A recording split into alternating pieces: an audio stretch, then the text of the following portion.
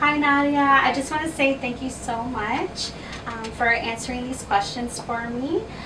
The first question is, how does it feel to be the youngest Indigenous female to be winning in this category? It's a lot. It's a lot to take on. I think I'm overwhelmed, I'm honored, I'm still in shock. I think more so because when we look at the creative arts category and design, it's a pinnacle time for Indigenous people right now to be able to share and tell their own stories. So to be able to be represented in this category specifically is a huge honor. Being able to bring truth to film and stories, like Along the Water's Edge, where we talk about the toxic water crisis that's happening for our people. Her Water Drum, which highlights the murdered and missing Indigenous women journey. So for me, it is a huge honor, but I know that this award comes with a lot of responsibility, so I hope I can do that justice.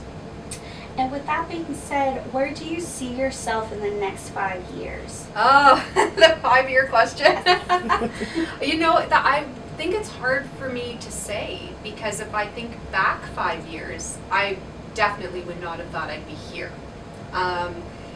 And so in the next 5 years, I hope that I can maybe be a little bit more grounded in some of the organizations that I'm working in collaboration with, much like Water First and Influencers Motivate, who are working within our Indigenous communities in a collaborative way. And I hope that, I can really get my feet wet and be able to get my hands dirty and really support our communities more than just my voice and being a kind of a spokesperson situation. I'd also like to be maybe behind the camera, working, maybe doing some writing in some of these films and a little bit of directing. So I think that's where I'd like to see my career go, but we'll see. That sounds exciting to look forward to see what you would be writing and all of that.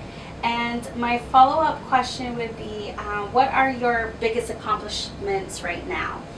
Oh, I think for myself is myself. Going through the childhood that I did, and even just my young adulthood, being a young mom, being able to get over those obstacles and really focus on my healing journey was a huge accomplishment. And it is for many Indigenous people. The intergenerational trauma is very real. So I think being able to break that cycle was a big accomplishment. I also think being validated and recognized within my community. This Premier Award will now be my second award for the work that I've done within the community. And although I don't think that the significance of the reward is just to focus on my work, really it represents collaboration, community, connection, and continuity within those things. But I think being able to make changes for other people, other Indigenous people, to be able to be a face and a voice where they're not seen and they're not heard is my biggest accomplishment. That's nice. That's very, very beautiful. And my last question is, where can people find more information about you? Where could they find that? So I'm always on Instagram. I'm on Instagram a lot.